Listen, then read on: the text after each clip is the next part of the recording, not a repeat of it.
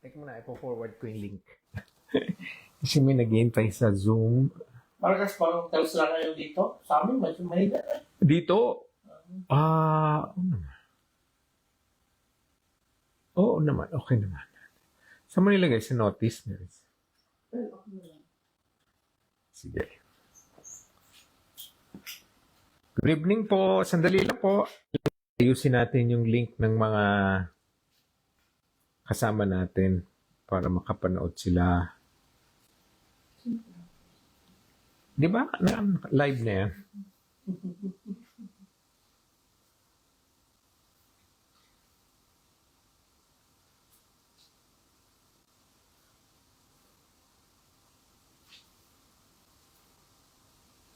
Teka.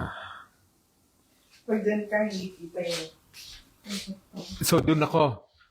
Sige, dito ako. Titingala tayo. Dito ako. Hintayin ko lang yung link. Sandali lang po. Thank you po sa ano nyo. So, pag-join nyo, dito po sila, Rob and Lablab. Hintay po muna ninyo ibang mga kasama namin.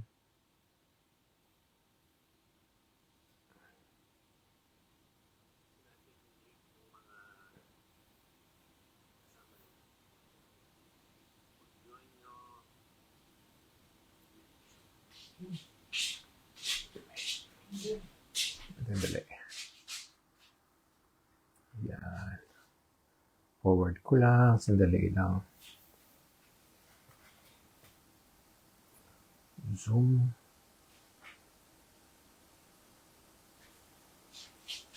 Tapos.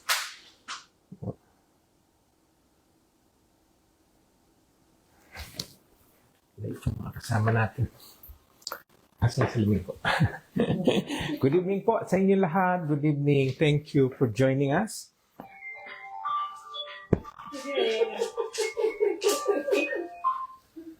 Dali lang po, may dumating. Kasi natin siya. Kasi pala pala.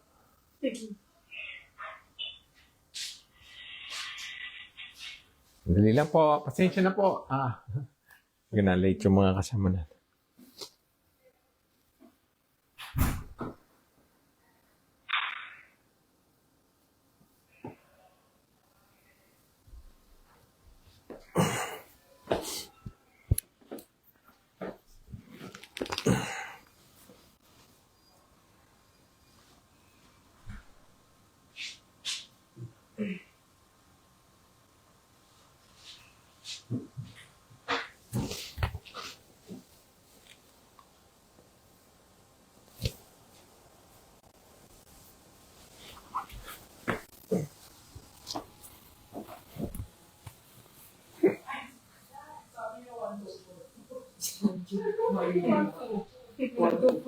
Kwanto pong address kami yan sa Pilipinas, 324, sino? Good evening. Good evening. Pero ngayon, mali yung tinuturo 124 daw. Upo kayo. Address kami yan sa Pilipinas Upo kayo. Thank you. Live na tayo, live na. Hello. Good evening po. Thank you everyone. Nandito na po ibang mga kasama namin. Baka mamaya meron pa pong dumating. Thank you for joining us. Okay.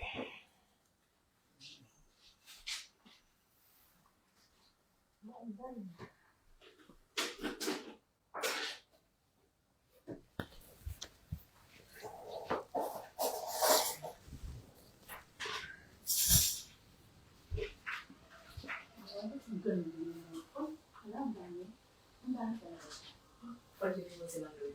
Dapat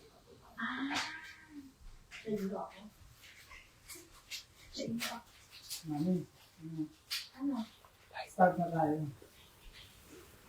Pwede naman Let's go. Okay. Thank you. Thank you everyone. Thank you. Welcome po saan po Saturday Bible Study natin na magandang pag-aaralan natin ngayong gabi ay second part po ng buhay ni King David at ni King Saul. So, long last week po, napag-aralan natin ang mga bagay na nagdulot ng naging hari si Saul. Ngayong gabi naman ay ang pangalawang bahagi nito kung saan naman umikot ang mga istorya natin sa buhay ni David. Okay, so let's pray. Thank you, Lord, sa opportunity na binigay mo sa amin. Sama-sama kami ngayon sa lugar na ito. Maging mga kasama namin, Lord, na nasa online at magla-log in. Bless us, oh Lord, tonight. Teach us, Lord, in a powerful ways ngayong gabi. Sa magitan po ng aming pag-aaral sa buhay ni Saul at ni David. Alam namin, tinalaga mo ang istoryang ito sa Bible upang mabasa namin, pag-aralan namin, paulit-ulit namin, suriin. Lord, para makakuha kami ng mga lessons sa kanila pong buhay. And tunay, Lord, lahat ng nakatalaga sa Bible ay nandoon upang sa aming kalalakas for our teachings, training, for righteousness, so that we can grow in the fear and knowledge of God. Thank you, Lord, sa mga nandito na ngayon at ang iyong pangpapadala. Gabayan mo sila, Lord, sa mga nakalagin na. Bless them, Lord, at yung pang mga sasama. But Lord, I ask for the Holy Spirit to truly, truly, Lord, lead us tonight. Bless our hearts, bless our ears, everything, Lord. We surrender unto you so that we can learn from your word. Your word is our guide. Your word is a lamp unto our feet. Yan po talagang sinasaliksik namin para matuto kami at makita namin, Lord, ang mga bagay na gusto mong gawin namin. Mga tuparin namin sa pamamagitan ng mga sinulat sa Biblia. So help us, Lord, tonight. Even this portion po sa buhay ni Saul at ni David, ilang chapters that we will learn and grow tonight, knowing you, understanding how you move and use people, kamukha po ng buhay ni David at ni Saul. So tonight, Lord, bless us. I ask this in Jesus' name. Amen. Thank you, everyone. Thank you po tayo dito. Okay, so last week po,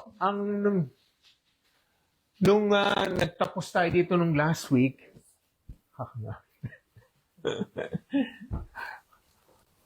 sabi ni dito tayo nagtapos, whenever the Spirit from God came on Saul, it would take up his lyre and play. Then relief would come to Saul, he would feel better, and the evil spirit would leave him. So ganun po ang nangyari. Kasi nga maraming kamalian, maraming hindi sinunod si Saul. Kaya ang Espiritu ng Diyos ay umalis sa kanya. At na-anoint naman si David, at siya ngayon ang nagiging daan para ma-bless si Saul. Ang isang gift ni David ay he's a very good musician. So yung lyre ang tinutugtog niya, and at the same time, he was anointed by God. Okay? So ngayon, pag-aralan natin ang napaka-popular na istorya, yung buhay si David and Goliath. Okay? Tingnan natin ngayong gabi. So ang purpose po talaga ng Bible study is makuha natin ang sinasabi dun sa istorya, and at the same time, ma-apply natin sa buhay natin. So there will be a lot of applications tonight. Yun naman po ang importante kasi it's not enough to know what happened in the past. We need to be able to apply them sa ating pong buhay, sa family, sa ministry. Ganun po ang gawin natin. So ito po ang istorya. A champion named Goliath came out of the Philistine camp. His height was 9 feet and 9 inches. Okay, talagang malaki siya. Biro mo 9 feet, 9 inches. 7 foot nga lang, ang laki na. So, ang na-explain ng Bible, bakit ganun siya kalaki? So, maybe sa ibang tribe, kasi may sinabi din noon na sa iba't ibang parte ng lugar noon, may mga higante talaga. Ngayon, ito po ay Philistine. So, kalaban sila ng Israel.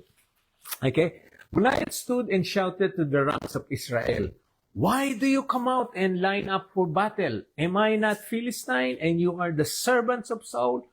Choose a man and have him come down to me. If he is able to fight and kill me, we will become your subject. But if I overcome him and kill him, you will become our subjects and serve us. Then the Philistines said, this day I defy the armies of the Israel. Give me a man and let us fight to each other. Okay? So nakita mo yung verse 9, like I ever want to focus on verse 9. If he is able to do this, and I will do this. Wala kayong naalala sino yung nagsabi niya ng, pag ginawa mo to, ito ang gagawin ko sa'yo. Pag ginawa mo to, gagawin ko. So, di ba may mga, naalala niyo po yung temptation ni Jesus Christ sa wilderness? That was the words na sinasabi ni Satan at, if you would bow down before me, I will give you the kingdom of heaven. If you would turn this stone into bread, if you would do this, then makikita po natin dito pa lang meron ng personification or parang prophecy about Jesus Christ na mauulit yung mga ganon. If you would do this, if you are able to fight and kill me, I will do this. We will come subject to you. So malakas ang loob niya kasi nga walang lumalaban sa kanya. Lahat natatakot. Kaya sabi niya, this day, verse 10, I defy the armies of Israel. Give me a man and let us fight each other. On hearing this, the Philistines' words, si Saul na hari noon at the time, he was the king. And all the Israelites were dismayed and terrified. Importante po talaga ang leader kasi nga si Saul mismo na hari, siya ay natatakot din. So it's not impossible na yung mga subject niya ay natatakot kasi ang linaw ng verse 11, sabi, King Saul, and all the Israelites were dismayed and terrified. Saul was tall. Probably hindi naman malaki ang agwat niya kay Goliath. Okay? Probably he's 6 something or 7-footer. Pero makita natin, takot pa rin siya. Talagang nandadala po kasi talaga ng leadership ang magiging attitude, ang magiging character ng mga subject. Okay? So takot si Saul, siyempre, the Israelites were dismayed. He was a giant. Okay, now David was the son of Jesse. Jesse had 8 sons, and Saul's time, he was old. Matanda na raw si Jesse, yung tatay ni David.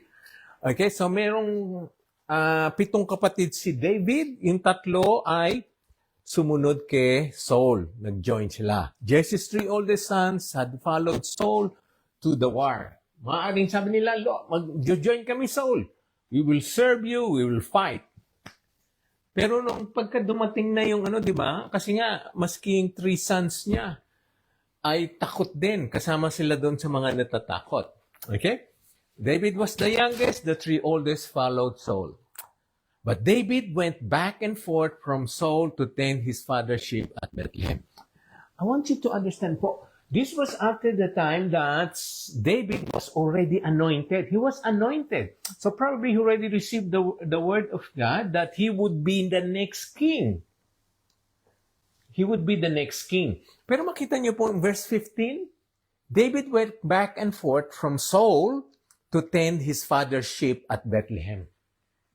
So importante po talaga na hinihintay natin ang right timing. Although we've received something, there was already a calling, importante natin ang paggalaw ng Panginoon. David could have stayed in the palace. He could have said to them, I will be the next king. I don't want to tend this sheep anymore. Ayoko na maging taga-alaga ng tupa. Okay? Verse 15 was very clear. This was after the prophecy, after the anointing. Hindi iniwanan ni Saul ang pag-aalaga ng sheep. God is pleased when we look after the sheep. Yung alaalagaan natin, tinuturuan natin, dinay-disciples natin. Marami po sa atin talaga involved sa Bible study. And that is tending sheep. That means we feed, we nourish the people. So God was pleased that David came from being a shepherd. Okay? So may giyera noon. Yung mga kapatid niya nandoon, he did not even insist, I want to fight. I want to join the army. Hindi niya iniwanan yung sheep because that was the assignment given to him by the Father.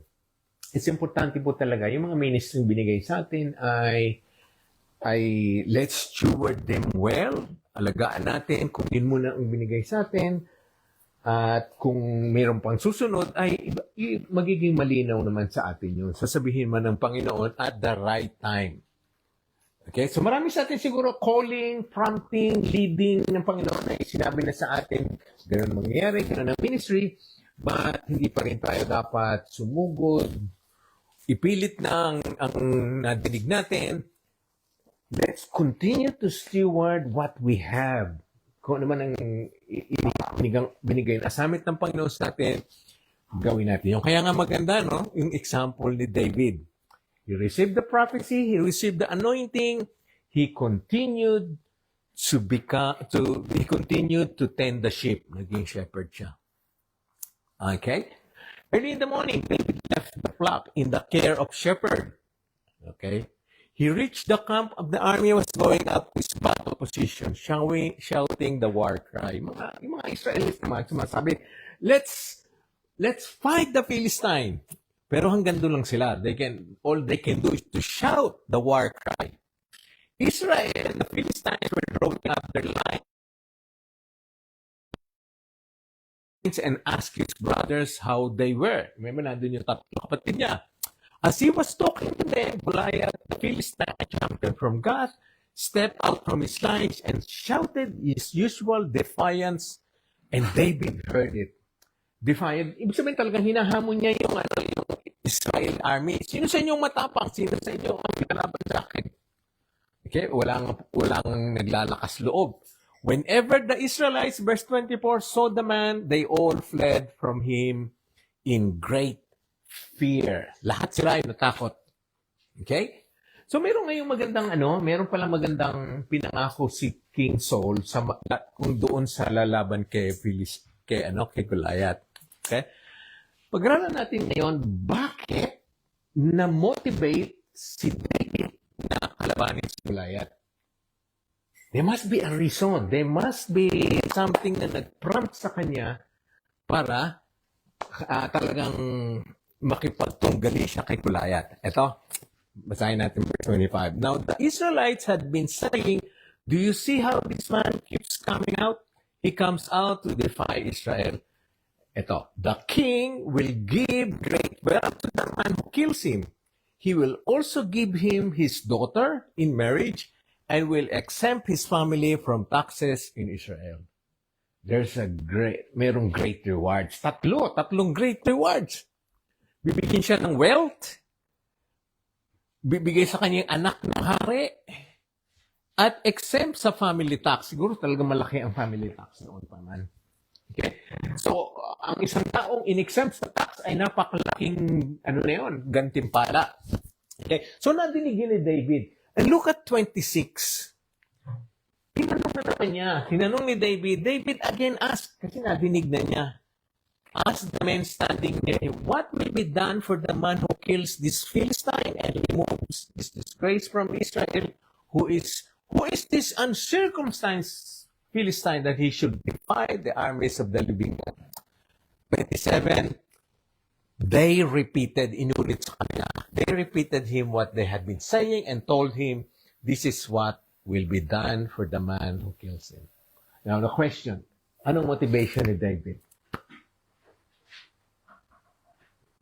Bakit siya naglakas loob labanan si Goliath? It's the reward. It's the reward. Kasi makita mo, naging interesado siya kasi nadinig na niya, tapos tinanong pa niya uli, verse 26, yung mga tao, ano nga uli ang gagawin sa taong matatalo si Goliath? Verse 27, they repeated to him, to David, his focus was on the reward.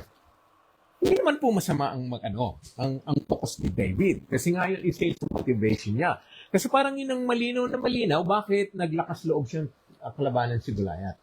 So let's apply this. Anong motivation natin na gampanan natin ang ministry natin? Magpatuloy tayong mag-serve sa church, kung saan man tayo dali ng Panginoon, kung saan mang assignment ang bigay sa atin, mahirap, malayo, malapit, mabigat, magaang. What's your motivation? according to this, reward is a great motivator. Ngayon tayo din, meron tayong reward. And God has explained, cause to be written, nabasa natin, we have rewards in heaven. Merong gantimpalang naghihintay sa atin.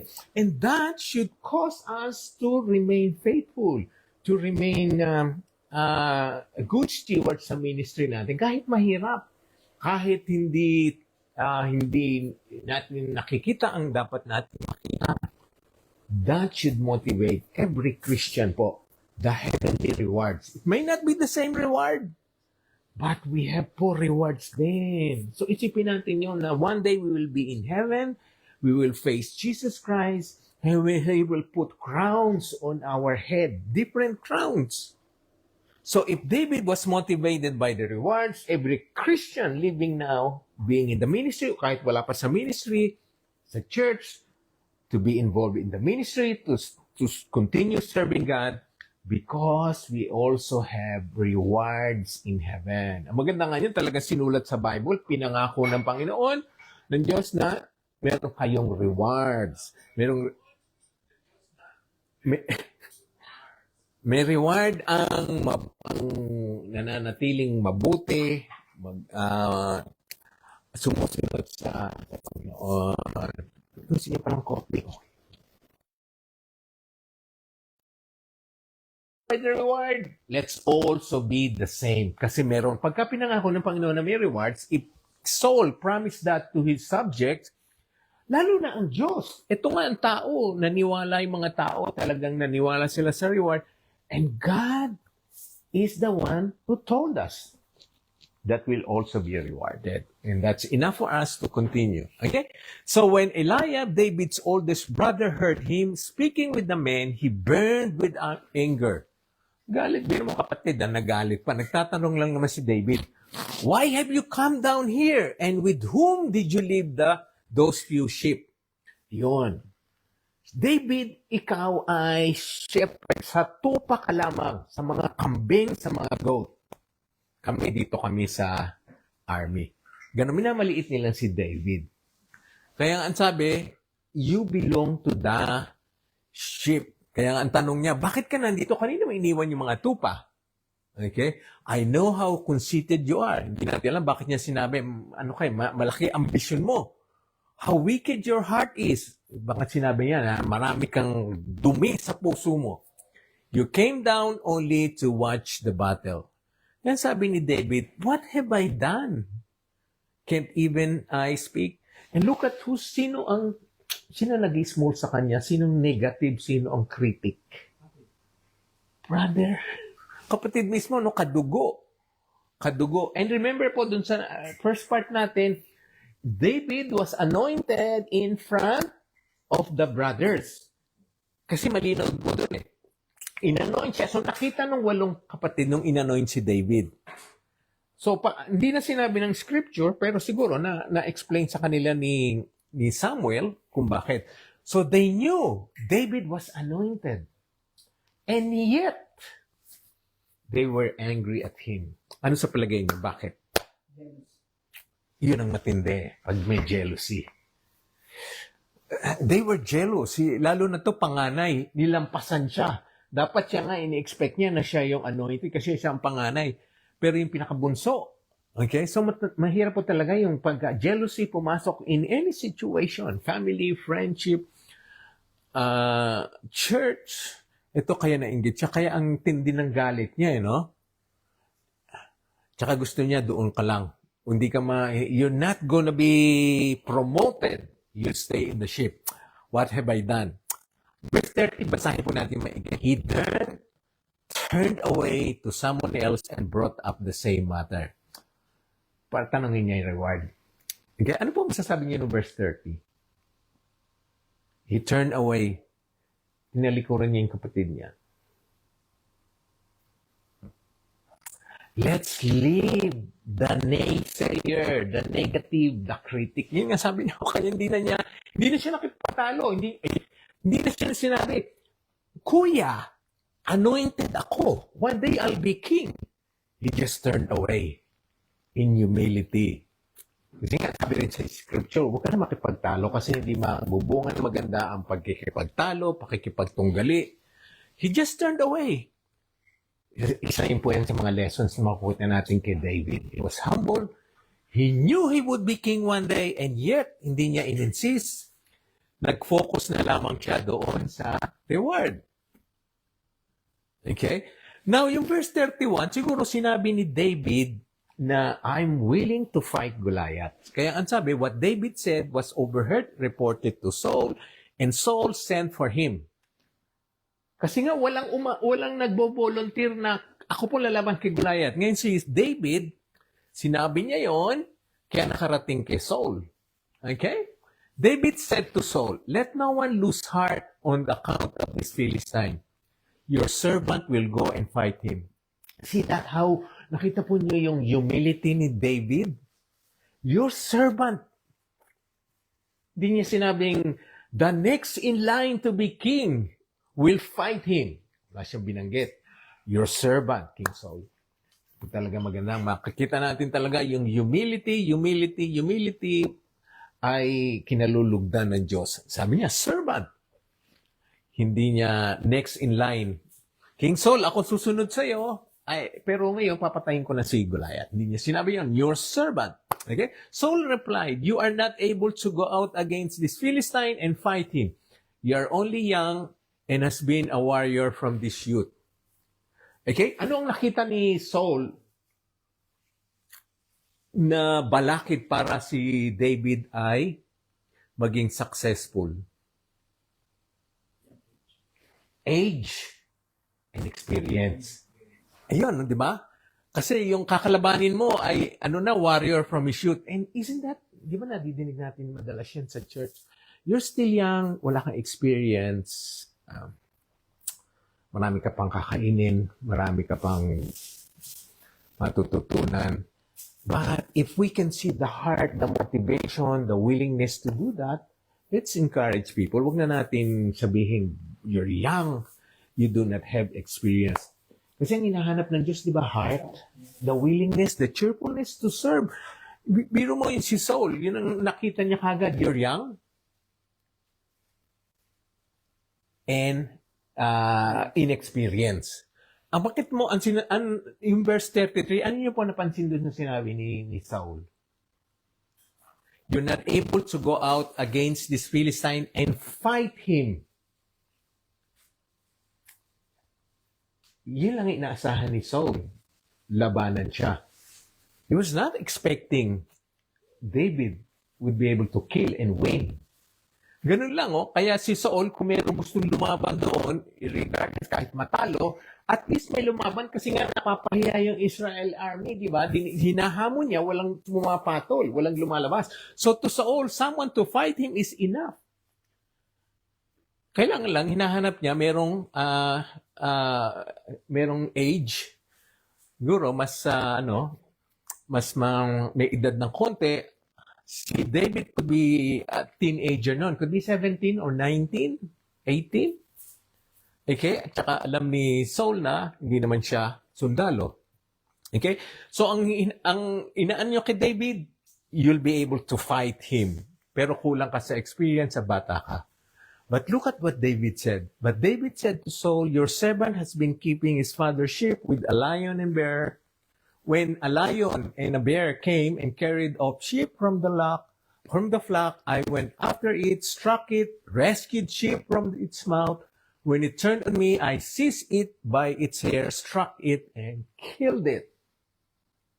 Your servant, inulit na naman niya, has killed both the lion and the bear.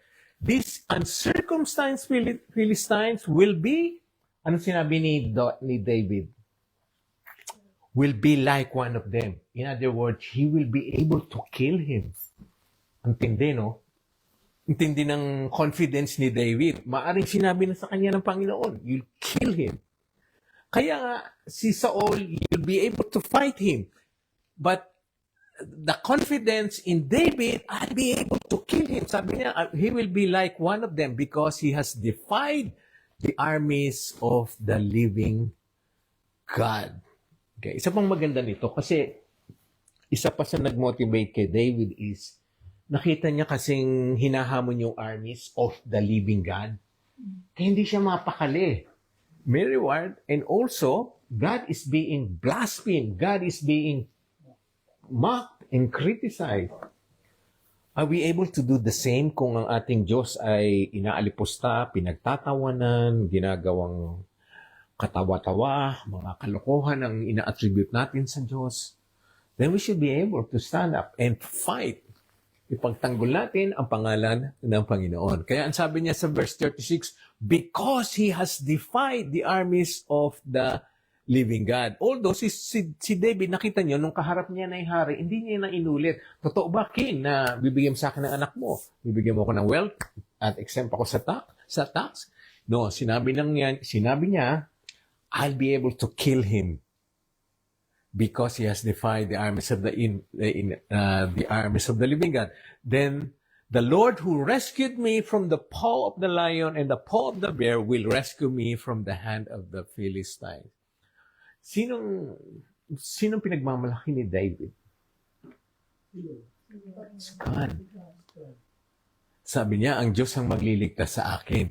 Okay, so now, another lesson to apply, it's our strength is from God. Wala tayong ability, wala tayong capability. Especially in spiritual battle. Kahit pa tayo gifted, educated, malaki na experience natin sa ministry, it's still the strength of the Lord. Kaya verse 37 is something to emulate. Gayahin natin talaga ang Panginoon ng mabibigyan ng glory, ng credit. Lord, sa iyo yun dahil ikaw nagpalakas sa akin. Ang kalakasan, tagumpay ko ay galing sa iyo. Kaya, nakumbinsi na rin si Saul. Sabi niya, go. Pati na siya, nakiano na siya. Kita mo pagka malakas ang testimony natin, pati ang mga haring mali ang ginagawa, nakianon siya, naki-praise the Lord na rin siya. Sabi niya, and the Lord be with you. Itong yung hari na umalis na sa kanyang Holy Spirit, because of a strong testimony, strong glory to God, ang mga tao ay nadadala natin. Nagpapasalamat, sumasang-ayon, at pinupuri ang Diyos. The Lord be with you. Saul never mentioned about God. Never mentioned about praying to God nung hinahamon na ang army.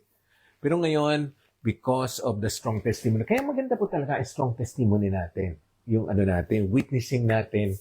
Maraming taong naniniwala sa kakayahan ng Diyos, sa kapangyarihan niya, at pinupuri siya. Okay? Then Saul dressed David in his own tunic. He put a coat of armor on him and bronze helmet on his head. So yung tunic po, yung mga parang suot ng mga royal nun, mahaba. Okay? So tunic, siguro yung royal tunic ni Saul, sinuot niya kay David, tapos yung armor, bronze helmet.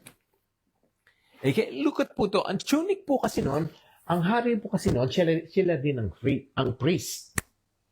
So silang nangunguna, silang naghahari. The kings were the prophets, the judge, and the priest. So tunic. What is tunic representing us? Tunic representing religiosity. Kasi si Saul being the priest, sabi niya siguro, isuot mo to para sa kanya it's parang pamahiin. Parang anting-anting, suot mo to. Pero to David, look at this po in verse 39. He fastened his sword over the tunic. Hindi sa loob ng tunic. Over the tunic. What is the sword representing? Ito kasi meron tayong makikitang prophecy or itinuturo ng Diyos sa pamagitan ng istorya. Kung sasaliksikin natin, meron tayong makukuha lesson. So, tunic represents religion. Sword represent the Word of God. Di ba? Madalas na sinasabi, ang salita ng Panginoon ay parang espada. So, on verse 39, we can see here, the Word of God is prevailing over greater than religion. Kaya yun yung highlight ko in yellow. Sabi ko, oo nga, no? Merong sinasabi doon sa David. The sword. Okay? Although hindi niya sword yon kay Saul. And then tried walking around because he was not used to them. I cannot go on this because I am not used to them. So he took them off. Sa ating pong ministry, marami pong, minsan nadadala tayo sa mga sinasabi ng tao. Kaya mo yan, brother. Kaya mo yan, sister. Alam mo, doon ka involved. Doon ka maging involved ka sa evangelism. O sa worship ka. O sa teaching. But remember po, para maging successful tayo, kung saan lang tayo komportable. Sabi nga ni David, hindi pa niya nasuot yun eh. Sabi niya, I'm not used to this. I cannot go on this. People will put brand on us, will put weapon on us. Bibigyan tayo ng mga weapon na gusto nilang gamitin natin. Pero kailangan gamitin natin kung ano ang binigay sa atin ng Panginoon, kung saan tayo komportable, kung saan tayo successful. Makita mo si David kahit na nga armor.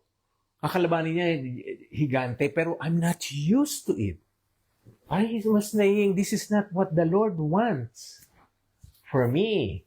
And again, in the application, telling us sa ministry po, listen to what God wants you to do. Not what people want you to do. Kung anong gusto mong isuot, kung anong gusto mong sandatang gawin nila. So, si David kasi, kahit pahari yung nagbibigay sa kanya, I'm not used to it.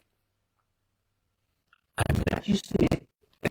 The last part, he took them off.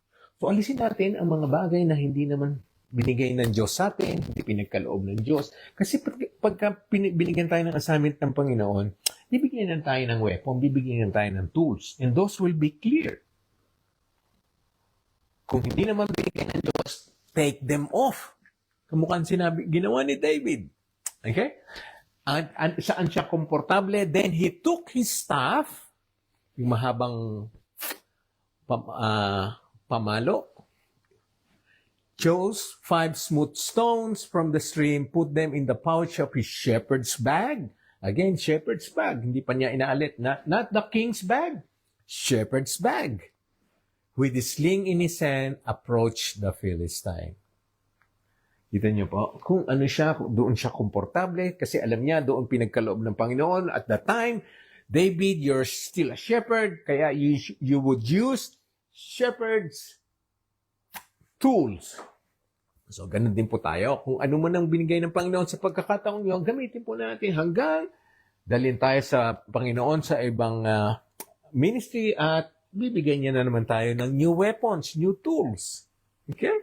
So David said to the Philistine, you come, ito, kinausap niya na, against me with the sword and spear and javelin, but I come against you in the name of the Lord Almighty. Again, it's God.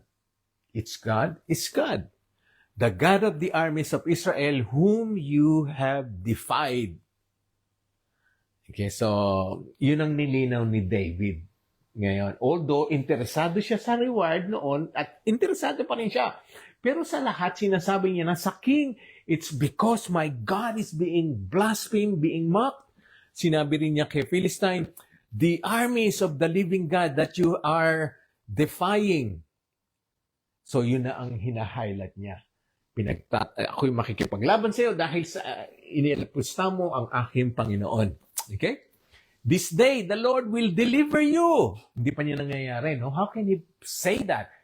He probably received the clear message from God. Kaya ang sabi niya, the Lord will deliver you into my hands and I will strike you down and cut off your head.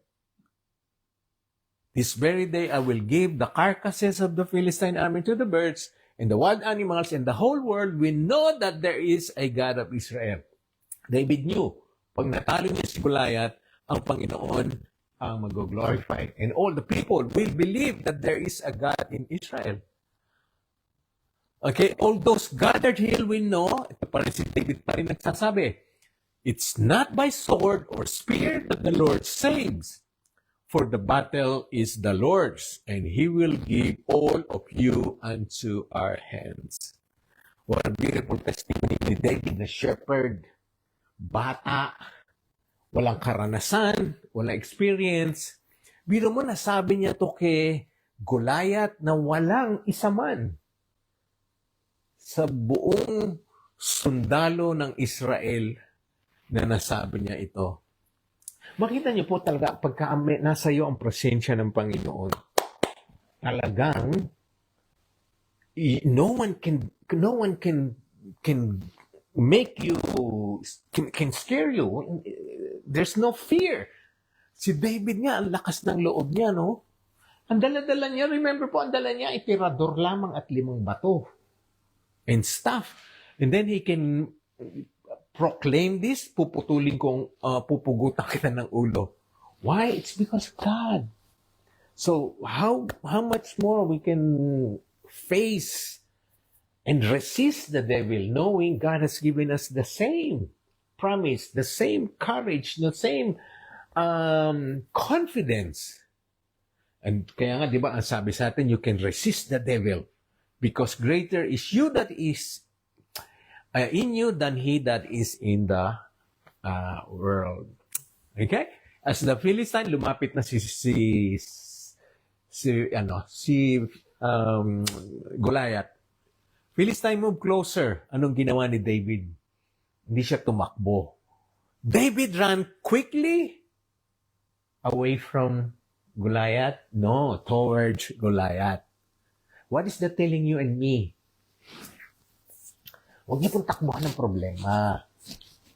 Harapin niyo, sugurin niyo sa pamamagitan ng lakas, kapangyarihan ng Diyos, solusyon, wisdom from above. Kasi pag tinakbuhan natin ng problema, maaaring mawala siya sandali, pero nandyan pa rin siya. So, we have giants din po sa buhay natin. Like with the same Goliath, but we have giants, problema, financial, love life, ministry, children, family, spouse, marami po yan higante sa buhay nating dumarating. Ngayon, kung tatakbuhan lang natin yan, nandiyan pa rin. Kasi kung tinakbuhan ni David si Goliath will remain there, defying the army. But he ran quickly toward the battle line to meet him. Let's face the giants in our lives, in our ministry, in our family. Okay? Reaching into his bag and taking out a stone, he slung it and struck the Philistine on the forehead. The stone sank into his forehead. He fell face down on the ground. Simple lang ang isang bato. Isang bato na galing sa Panginoon. So you don't need an armor. You don't need javelin. You don't need spear. You don't need arrows. Stone. Kaya kung ano man po binigay sa atin talaga ng Panginoon na tool, weapon, magtatagumpay tayo. Kung ang Panginoon ang itataas at saka siyang bibigyan natin ng glory, ang strength ay galing sa Kanya. Okay? So his weapon that God gave him made him successful. So David triumphed over the Philistine with a sling and a stone, without a sword. In his hand, he struck down the Philistine and killed him. Remember po ang 50, verse 50.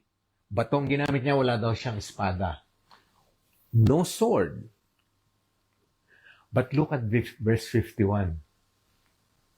Ito, interesting. Wala siyang espada. David ran and stood over him. He took hold of the Philistine sword and drew it from the sheath. Yung saksakan ng... After he killed him, he cut off his head with the sword. What is that telling you and me? Gamitin mo yung binigay sa iyo ng Panginoon kung ano man yung gagamitin mo sa ministry mo, kung ikaw ay magiging faithful sa Panginoon, kung ikaw ay magiging magtatagumpay at magre-rely ka sa strength niya, ito po ang sinasabi sa atin. He will give you a new weapon.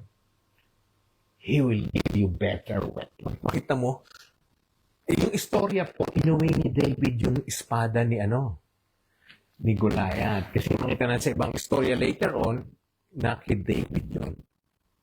So from stone, sling, David, because he relied on God's strength, he was given a new weapon. And that is the sword. Siguro mas malaki yun dahil kay Goliath.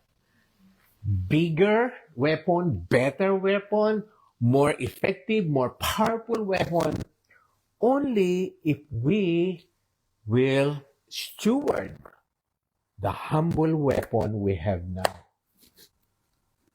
God is able to do that kasi doon siya nag-rely lang. Okay? How beautiful ang mga lessons sa buhay ni David at ni Saul.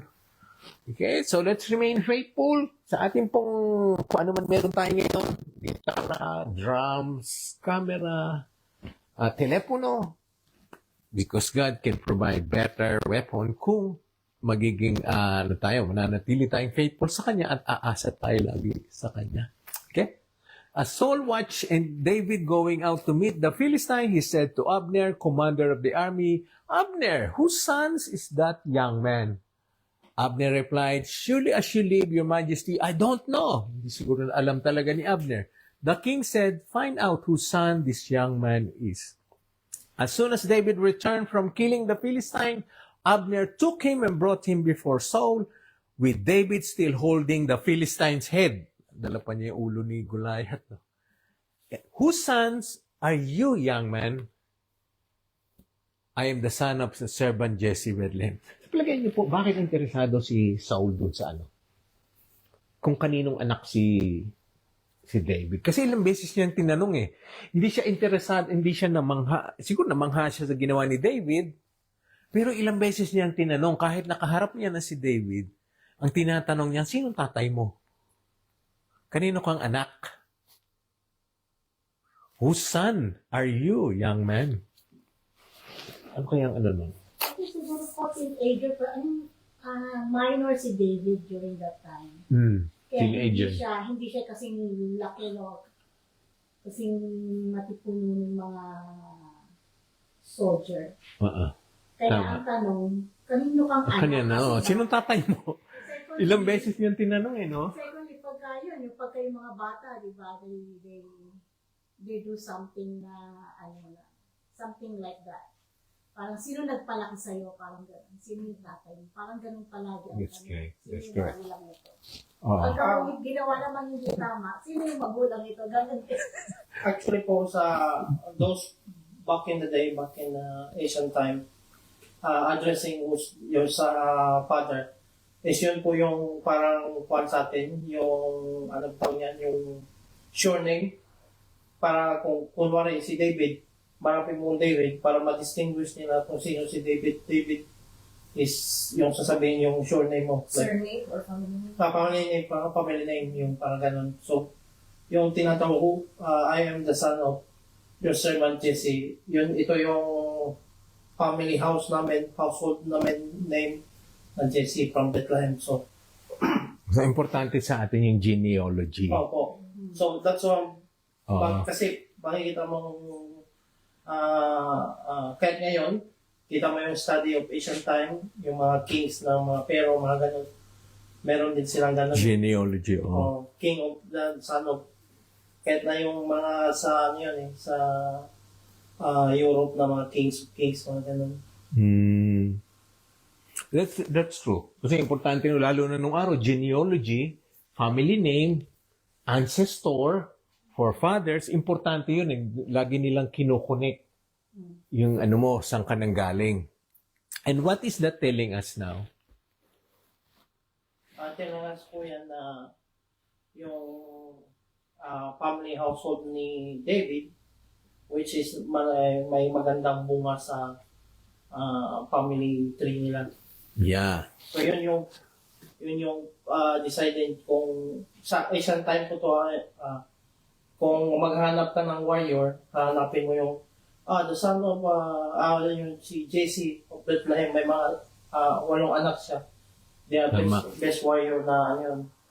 So parang ganun po yung Kwan yan. That's correct. Ihanap ni Kwan yan kasi pwede yung 3 brother niya nag-serve sa king soldier niya, pwede niyang lagyan ng ano yun, titulo. Parang ganun po. That's correct. And also, isa pang importante kasi sa atin, yung inheritance nating iiwanan sa mga anak. Ano man tinuturo mo sa anak mo?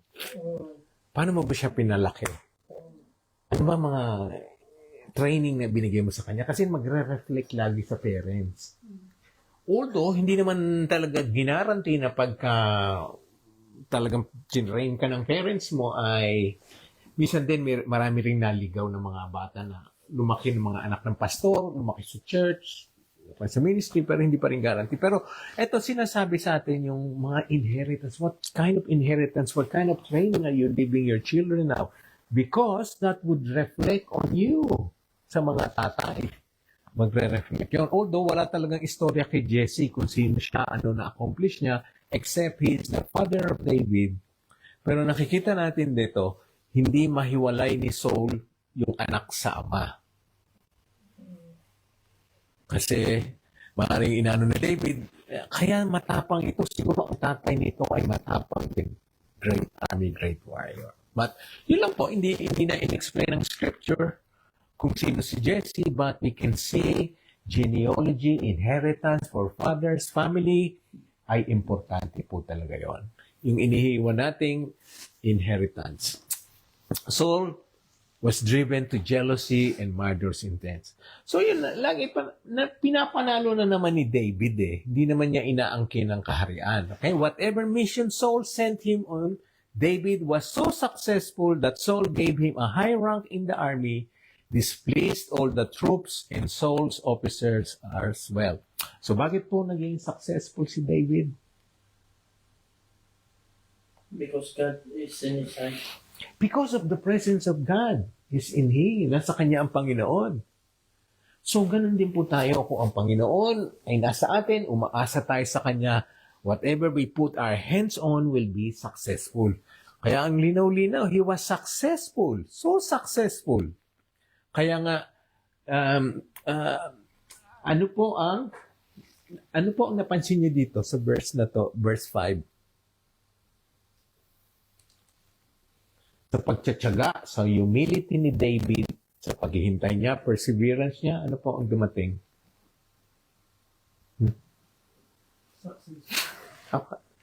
Promotion. Makita nyo, Saul gave him a high rank in the army. So that means he's no longer a shepherd. He's no longer tending sheep. He's now commanding armies, troops. Paano po dumating yon? God's timing. God's timing. Di ba naghintay siya? Hindi niya iniwanan yung sheep and dumating yung pagkakataon, yun, na-promote siya. Promotion comes after obedience.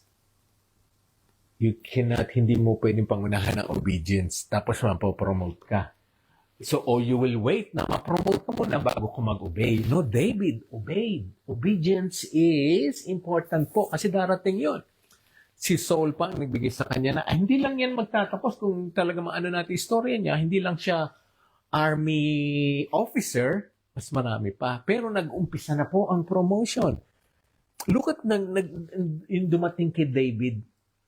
He was successful.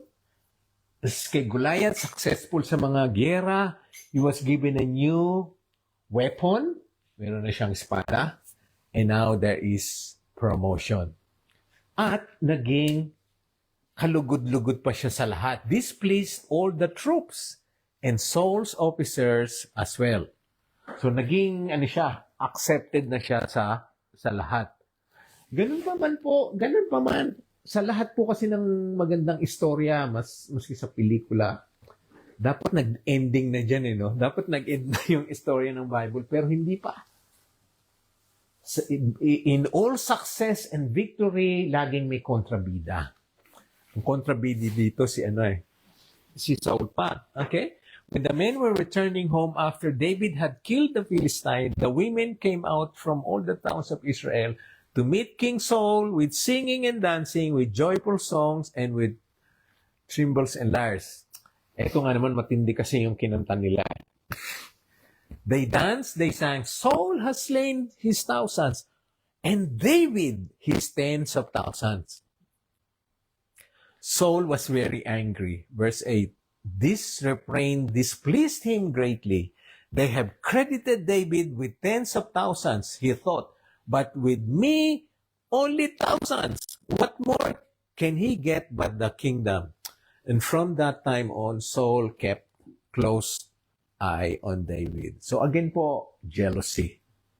Nagselos siya na yung mga tao ay mas maraming credit na binibigay kay David. Eh, hindi naman siya dinisregard. Sinabi, marami ka naman napatay, Saul. Thousands nga eh. Pero mas maraming napatay si David. Okay. Again po, pumasok na ang jealousy, insecurity, at kung ano-ano pa, naging insecure na siya. Ganon din po, di ba, na ano natin, sa ministry, minsan, pagka isang tao ay bibigyan ng mas credit, hindi tayo na-acknowledge. Sometimes we feel hurt, we feel disregarded, we feel not good. Kaya nangyari kay Saul. If that happens to Saul long time ago, it's still happening among, maski naman sa corporate world, minsan sa secular world, nangyayari pa rin yung pagka-successful, ang isa ay maraming naiinggit. Dapat nga matuwa na lang siya, di ba? Si Saul, meron kang successful na army officer mo na nananalo sa mga giyera, dapat matakot makontento ka na doon. Okay? So this is what happened. The next day, an evil spirit from God came forcefully on Saul. He was prophesying in his house while David was playing the lyre, as usually did. Saul had a spear in his hand, and he hurled it, saying to himself, I'll pin David to the wall. But David eluded him twice. Makita niyo po ang dudulot ng jealousy, insecurity. Handa kang pumatay. Handa kang alisin sa daan mo ang taong threat to your name, to your fame. Biro mo, yung pinaka-successful na army officer mo ay handa kang patayin. Okay, so God is not the source of evil. Kasi ang tamang interpretation na yon, an evil spirit from God. There is no evil from God. The correct po niyan, dapat maintindihan natin, God allowed Saul to be at the mercy of Satan, demonyo. Kasi nga, pag ang taong hindi sumusunod talaga, ayaw makinig sa Panginoon, pababayaan ka ng Panginoon. Wala ka ng protection, wala kang blessing, wala kang favor, then you are at the mercy of the enemy. Kaya ganun na nangyari kay Saul. So God allowed an evil spirit to forcefully came on Saul. He was prophesying. Hindi masyado in-explain kung ano ibig sabihin. So probably he was reading some scripture noon, or he was proclaiming God, or he was praising God. May makikita nyo, hindi po lahat not everything that sounds spiritual is true.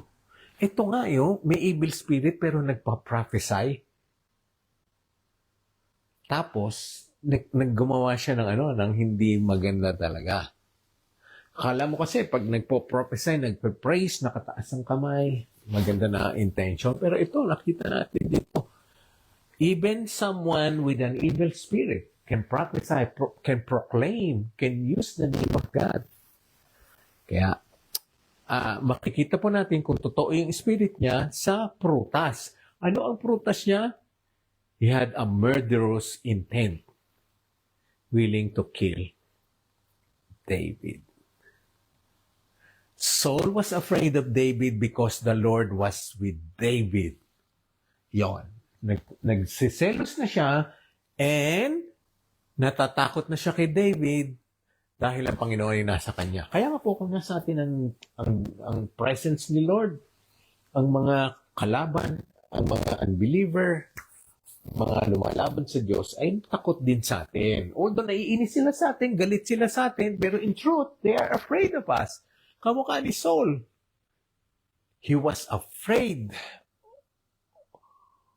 of David because the Lord was with David but had departed from Saul.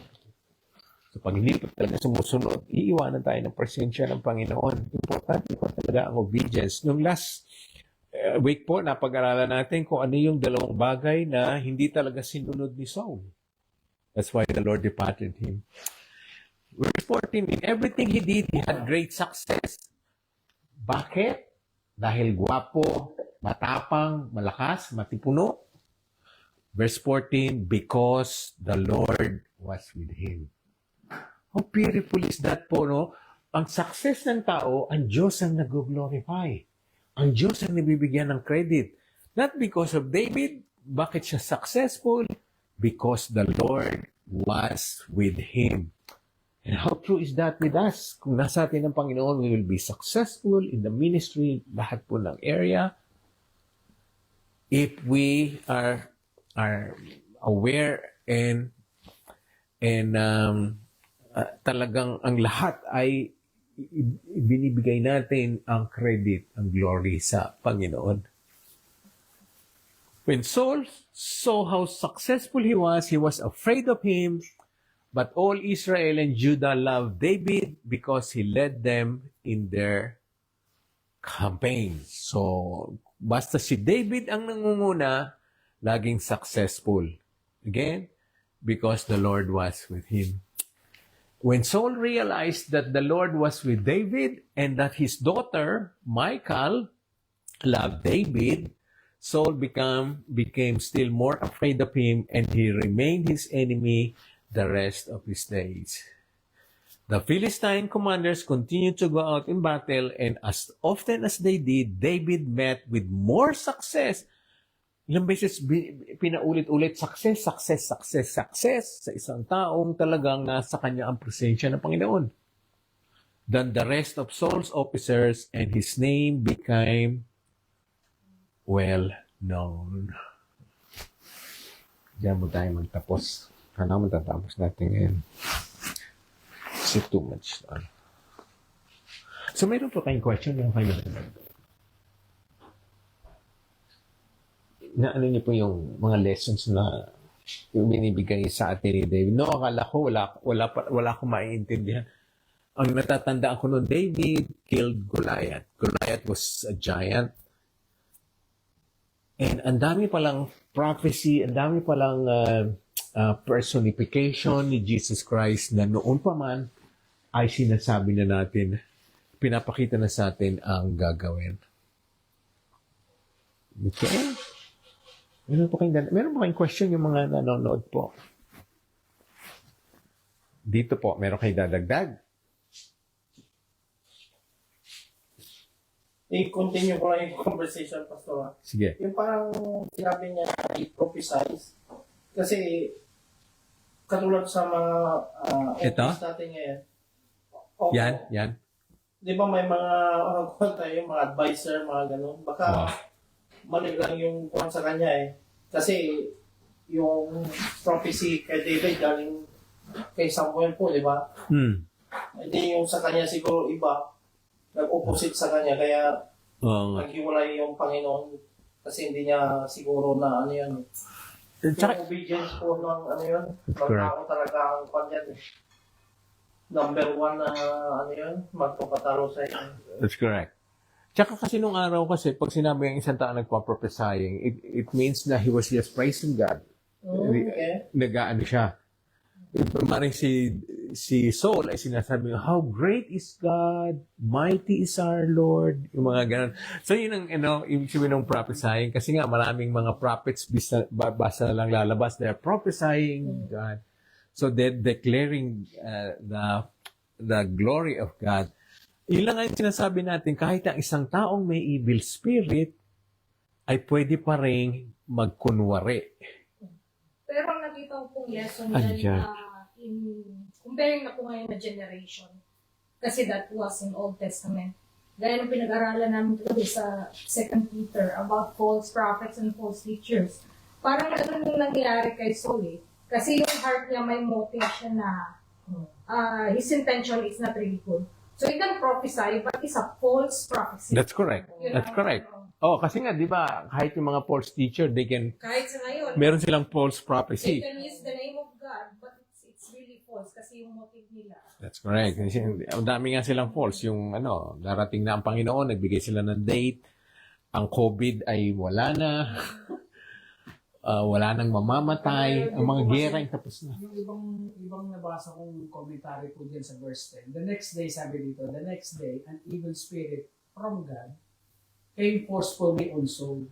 Yun nga, forcefully. Aba, may evil spirit from God? Hindi. Inalaw niya. Inalaw niya yun. Parang kay Job eh. Oo. Sabi niya, the next day, an evil spirit from God came forcefully on Saul. Then he was prophesying in his house while David was playing the lyre. So, na-stir up yung, parang nagkaroon siya ng ginhawa kasi nagtugtog na naman si David eh. So, he thanked God, he prophesied. Maaring totoo yung prophecy niya, but for his own benefit. Kasi yung nung nagtumugtog na si David, siyempre, alis na naman yung mga evil spirit. Sabi niya, while David was playing the lyre as he usually did. Tingnan niyo dito yung another yung totoong motibo ni Saul. Saul had the spear in his hand. Parang naghahanap pa rin siya ng pagkakataon para Tsaka 11, and he heard it saying to himself, I feed David to the wall, but David eluded him twice. So the more na nakikita niya how David is through yung mga nakikita niya quality to David, lalo yung jealousy tumataas. Bakit gano'n? Ba't siya ganyan? Kasi yung prophesying niya, yung sinasabi niya, wala namang binanggit kung ano yung in particular yung sinasabi ni David, di ba? Pero makita natin yung the next day, the evil spirit of God came forcefully on Saul. So talagang tinutorment na naman siya ng evil spirit. Kaya nag-prophesy siya in his house while David was playing the lyre as he usually did. And then Saul had the spear in his hand. So, yun din yung hindi naman pala talaga nakita. Pero kasi, paano bang application natin yan ngayon? Di ba? Minsan kasi tayo sa church. Kaya nga nauuso yung maraming magandang spirit, the Psalms, hymns, and spiritual song. Yung Psalms, di ba, ang dun, ito yung personal experience natin, like David, we're singing. Psalms na masama. Ang problema lang minsan, pag nauna yung emotion mo, dun sa song, gets ka at that time. Pero pag nawala na, hindi mo lang, it's only your emotions as asking you. So, kung titignan mo, parang deception pa rin ng enemy yun. Kasi while worshiping, nakafocus ka sa sarili mo. Ay, naiyak ako, kaya ganito. So, pero where in fact na talagang pagka nag-worship ka sa church, dapat ang focus mo si Lord. Kaya yun ang danger ng ibang na hindi nag-emanate sa heart mo talaga yung worship kayo. Kasi parang gusto mo lang mastira. Kaya di ba napansin niya before sa church, ang daming, napansin ako nung bata ako, every Sunday, napunta siya sa harap, nagpapapray, iiyak, tutumba. Sunday, siya naman nandun. Ganun naman ang nangyayari nung araw po nung time na yun. Kaya nitong recently, parang iniisip namin ni Alma. Bakit kaya? Kasi nga tayo emotion eh. Di ba? Minsan inuuna natin yung emotion. Even sa pagbabasa natin ng Bible, talagang masama kung i-apply mo sa life mo. Kaya lang minsan nauunahan ka ng flesh mo. Hindi mo alam it's flesh kasi it's too much emotion. Sometimes. Parang yun lang nakatakot sa dito sa 10 and 11. Yun nga. Tsaka yung sinasabi natin, hindi lahat ng praise the Lord. Not everyone who calls me Lord, Lord will enter my kingdom. Ang sabi ni Jesus Christ, kahit yung matawag sa akin na Lord, Lord, I never knew you. Hindi kita kilala. So, ganun ang nangyayari. Siguro, kung sino-sino tinatawag niyang Panginoon, sabi naman, before sabi niya, di ba, ba't sila successful? Ako hindi yan successful talaga. Siyempre, hindi yan magpapakilala agad na ako sa akin ako. Babanggitin muna niyan si Lord, si Jesus Christ, and everything.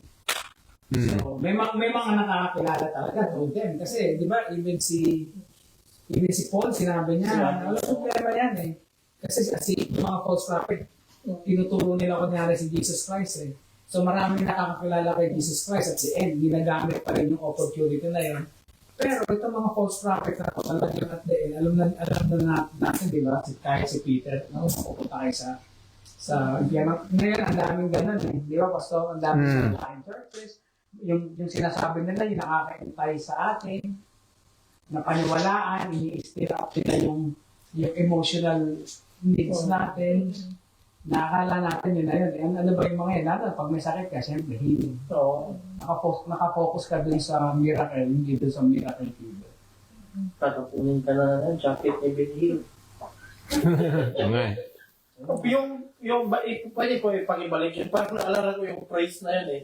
So, Yung ano yun, yung soul had a spirit in his son. Kasi yung sinasabi na, bitawan mo yan, baka kung ka ng evil spirit, maka, ano yun, yung ano yun, baka Tula ka na din. Oo. Makasaksak ka po. Ganun parang yung term na nandyan, no? Kasi nasa kamay na niya yung spear, eh. Oo nga eh. Tapos yung pumasok siguro yung evil spirit, talagang tinapon niya, di ba? Parang ganun, eh. Tsaka isa pang nakita natin dito, Rob, yung verse 11. Kung nasa yung Panginoon, puprotektahan ka niya. Pinoprotektahan si David, no? David eluded him twice. Pangalawang beses na niyang sinibat si David, eh. Oo. Continue pa rin po itong Bible study na to kasi maganda din yung anak niya, eh. Oo. Ni King Saul. Oo. Oo, kasi next time na lang, next fortnight, pero next week, ano kayo, di ba, discipleship next week? O every fortnight to. Sa susunod na fortnight natin itutul. Canberra. Kaya nga, pwede rin doon. Mag-go online. Maganda po, maganda. Oo, mas maganda yan eh. Tsaka yung ano, ang dami mong madidiscover doon sa... Actually, totoo po yung sinabi niya dito sa life ni David, yung maraming yung talagang, kasi nga si David is not only king but also a prophet din. Prophet at tsaka priest. Prophesy about dun sa death ni Jesus Christ, dahil siya nababanggit sa Acts nila Peter, and even sa John. Pag binanggit, makikita natin yung Psalms saka yung mga experiences ni David. Kapareho. Kita niyo yung sinabi na ipasab dito, di ba, yung sa temptation yung temptation ni Jesus Christ. Oo, ganun si Goliath, di ba? If you will do this, I will do this. Di ba same na ginamit ni Goliath? If you will do this, I will do this. Kaya nakakatawa pag binasa natin ngayon yung life ni David. Ako rin nun nakilala ko na si David and Goliath. Pero kasi yung life ni David talagang pinapakita yung, kasi king siya eh. Tapos shepherd. Di ba? Shepherd si David eh. Ano ang kapareho niya? Jesus. Shepherd and king. Ano pa si David? Di ba deliverer siya ng Israel? Ano ba si Jesus Christ? Deliverer. So meron talagang parallelism between Jesus and David. Tsaka nung huli na, di ba, ang tawag kay Jesus Christ, Son of David. You are Christ, Son of David. Inano siya kagad na forefather niya si ano. Yun pala yun, Pastor, yung Line siya ni David. I am the son of Jesse from the clan. Parang ganun po. Oo, kaya nga in-acknowledge din si Jesus Christ at tawag sa kanya Son of David. Kasi both yung genealogy niya, both Mary and Joseph, talagang nanggaling kay David. So, makikita natin. So marami pa mong maganda pag tinuloy natin. Kasi Marami. basta kung sasaliksikin natin ay merong lahat ng application. So thank you po sa inyo kung wala na po kayong question. Sa na dagdag natin. Isa pa pala Pastor, yung di ba hindi siya tinatanggap ng kapatid niya. Kasing seselos no? Si Jesus Christ hindi siya tinanggap ng Israel. Hindi niya naniniwala na siya yung Messiah. Oo. So, may mga parallel pala. May parallel ako nakita about David and Jesus Christ. Minsan kasi nga talagang sa'yo yung mga kamag-anak mo, no? Kasi nakita ka nilang Nakita ka nilang bata eh. Nakita ka nilang lumaki, yung mga kapilyuhan mo, nakita nila. Kaya akala nila, ganun ka pa rin, pilyo ko pa. Yung makikita natin sa John, di ba? Ayaw na like chapter 2. Tapos yung mga natin chapter 2. Yung si Mary na, yung nag-start na si Jesus Christ. Kasi si Jesus Christ, talaga namang nabuhay siya. Kaya kilala siya, ang hirap nilang tanggapin. Nakita nila, anak siya ni Joseph eh. Anak siya na, dito tinanong ni King Saul, sino ba tatay mo? Kasi you want to make sure, titignan niya yung, sino ba tatay nito? Pinagpala ba to? Ano bang background? Yung genealogy. Tinitignan din niya. Ay, tapos, pero makikita, meron pa rin itong selfishness Saul eh.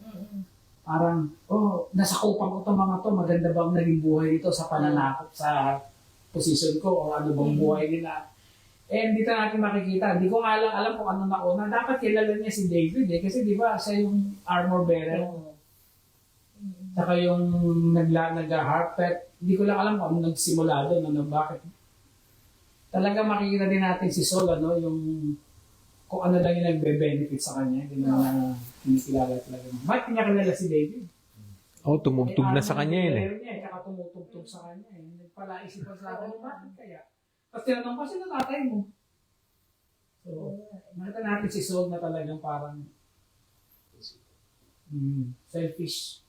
Yun. So, let us remain focused po sa reward natin. This reward in heaven. Para yung mamotivate tayo, hindi tayo mag-give up kagad. Yung iba kasi, pastor, mga sinasabi ng ibang presya, hindi ko naman ginagawa yan dahil sa reward. Bakit hindi mo gawin? May reward. It's reward. Pinangako yun Kaya nga, we should be aiming for the crown. Hindi ka magpaibabaw. Kasi whether you do it or you not do it, ang decision ng reward mo, si Lord, hindi ikaw. That's correct. Kasi yung iba, hindi ko naman ginagawa yan dahil sa reward. It False should be. humility. Ito nga, sinabi talaga na kaya nga, pala, pastor, tinanong ko din sarili ko, bakit ba nasulat pa yun doon? Which is totoo, talaga interesado Si David sa reward. Baka siya dyan, baka siya at pastor siya, hindi naman sila ganun kayaman. Ano bang reward? Tapos pero nakikita natin, in the end, ayaw naman niya mapangasawa yung tatay yung anak ni David. Una-una, wala siyang pambayad ng dowry. Pero makikita natin, talagang nakaka-entice yung reward. Aminin natin hindi. At pag Christian tayo, talagang whether we like it or not yung reward, si Lord ang mag-decision kung bibigyan ka o hindi. Merong reward. Meron talagang reward. Kaya nga pinangako niya para hindi lahat mag-give up kagad, hindi susuko kagad. Reward is a great motivator. Talagang great Tsaka yun po motivator. yung motivation din ni Paul, tsaka nila Peter. Di ba nakatingin sila sa price? They are focused on the price. Pero yung price na alam nilang may reward. Kaya nila ginagawa yung mga yun. Pagka nakita natin yung like ni Peter, bakit? Kasi nga sabi niya, for to me to live is Christ and to die is gain. Yung price kasi is, yung price na makukuha nila na nakapokus sila is eternal. Eternal. So, hindi lang yung price na nawawala. Oo, hindi. It's eternal. Forever na yun, eternal na yun. Wala nang kukuha nun sa'yo. And also, it will keep us humble. Yung kahit nga hindi tayo ma-recognize man ngayon dito, hindi tayo mapasalamatan. Meron pagdating sa langit, di ba meron tayong Diyos mismo ang magsasabi, itong anak ko ito ay talagang faithful sa ministry ibinigay ko sa kanya, and I will put him the crown of, kung ano mang crown. 7 yata yung different crowns. Oo. At saka nakakaano yun. One day pag-aralan natin, bakit yung crown, yung iba ay merong iba-ibang crowns. Multiple crowns. Yung iba, isa lang. Yung iba, walang crown. Wala. Yung iba, wala. Taka, no? Yung iba, maraming crowns na isusot. But that, God has promised. Thank you po sa inyo lahat. So, let's remain po. Anuhin natin ang ministry natin. Dahil merong tayong reward, huwag tayong susuko kagad. Let's emulate din sa buhay ni David. At pag ano na natin yung susunod. Meron lang ako naalala, Pastor. Ano yun? Nasa New Zealand. Yung nag-start din kayo maliliit na church. Kasi di ba may in-invite ang kaibigan natin? Sabi ko, ayaw namin ng maliliit na church. Gusto namin malaking church. Mega church. Kaya hindi sila naniniwala. Kaya minsan nakakalungkot pero ang maganda doon, huwag natin tignan yung iba kasi hindi naman natin alam yung heart nila. Ito na pinag-usapan natin kagabi na hindi naman natin alam yung heart ng tao Even, kaya lang sabi sa Bible, kung mali yung, di ba nga, meron hindi, ayaw sabihin may stand meron silang pinaniniwalaan na kung hindi naman, kung ikaw alam mo, ikaw ang tama, hindi mo pipilit yung alam mo. Pero pag tinanong ka, you have been given the opportunity to share, pero hindi mo yung pwedeng gamitin para magtalo kayo. Like, di ba? Pero sabi ko nga, yung iba, diba, sabi ko, ayoko, I don't buy that. Iba yung study ganito, iba yung study ganito. Hindi pwede yun kasi isa lang sinasabi sa Bible. Ano ko sa katulad nung Yung interpretation po. At saka yung sinasabi mo po, Brother John, culture po yan ng Pilipino Yung kung saan sikat, doon Pilipino eh. So kung ano yung uso ngayon, doon ka. So kung ano yung malaking church ngayon sa Pilipinas, doon siya. Doon nga yung lumago yung mga Iglesia ni Cristo, ni Kibuloy, mga ganun. Kasi sa Davao, sa Mindanao lang, makikita mo yung pagkuhan ni Kibuloy. Si Kibuloy, ganun. Sikat po ngayon. Sige, puntahan natin. Then, yun na. One session lang. Ang galing nito, ganun. Na-motivate ka agad. Pagsabihan ko pa naman siya ang anak ng Diyos. Pero kung alam mo ang Bible, hindi ka naman naniniwala sa kanya. Oo. Pero kuhan kasi sa atin, yung limitation kasi yung panahon na nagpundar sila ng ng wealth nila. Wala pang mga social media, wala pang cellphone, so internet, hindi pa kuhan sa ang mga, yun sa amin lang po mga missionary lang yung pumupunta doon ang kuhan nun yung talagang nanguna. Ngayon, lahat ngayon katulad sa kuhan po, di ba, sa sa tribal church o ministry, di ba, kahit saan na So, makuha na ngayon na mahirap na kuhanan yung tao pag lalo na nagbabasa, mahirap na ang tawag yan, yung mas madali yung pang brainwash yung gano'n. Kasi pag, kaya nga, basahin nga natin to, then, Okay, so lahat po tayo, let's be reminded, lahat tayo merong Goliath sa buhay nating darating. So let's face the Goliath. Let's not run away from him. Kung ano man yung mga higante, mga problemang darating sa atin, face them with the weapon given to us by God, presence of God. Amen. So let's pray. Thank you, Lord, sa aming pong opportunity na mapag-aralan namin ang buhay ni David na talaga naman pong makulay at mahiwaga. Pero ang naging malinaw sa amin, Lord, ay nandoon ka lagi kasama niya. Your presence was with him, kaya po siya naging successful. Siya po nagkaroon ng promotion, nagkaroon ng favor. It's all because of you, Lord. Kaya nga po, nakikita namin ang kababaang loob ni David na ikaw lagi ang kanyang ina-acknowledge. And thank you, Lord, sa reminder na we are Lord. May mga rewards kang talagang itinalaga para sa amin, those who are faithful, obedient, and trusting in you. And let us, Lord, be motivated by those rewards. Kamukha ng nangyari kay David, he was motivated by rewards. Kami po ngayon din, Lord, ay kahit mahirap ang ministry, kahit marami kaming pinagdadaan ng masakit, at talagang nangangailangan kami ng tulong sa iyo, whereas, Lord, reminded na panandalian lang naman to. And there is eternity wherein you would be, Lord, rewarding each and every faithful servant of yours. So, Lord, keep us, Lord, humble, keep us obedient, keep us, Lord, trusting in you. And, Lord, also, yung mga dumarating sa buhay namin, giants, Lord, Goliath. Help us, Lord, to face them, overcome them with your strength in us, with the weapon that you've given us. And we know, Lord, after this, kung naging faithful kami, Lord, sa weapon na binigay mo sa amin, you would provide better, bigger weapon kung kami po ay mananatiling faithful sa iyo. Kaya nakita rin namin kay David, Lord, promotion, success, at may iba pa pang favors na galing sa iyo. May we, Lord, retain these lessons na pag-aralan namin sa buhay niya. Thank you. At nakasulat sa Biblia ang kanyang istorya so that we can read over and over again and learn from it. Thank you, Lord. In Jesus' name we pray. Amen. Thank you po sa inyo, sa mga nanood. Babay tayo sa kanila. Kaya nila nagtatrabaho, tawang-tawa po.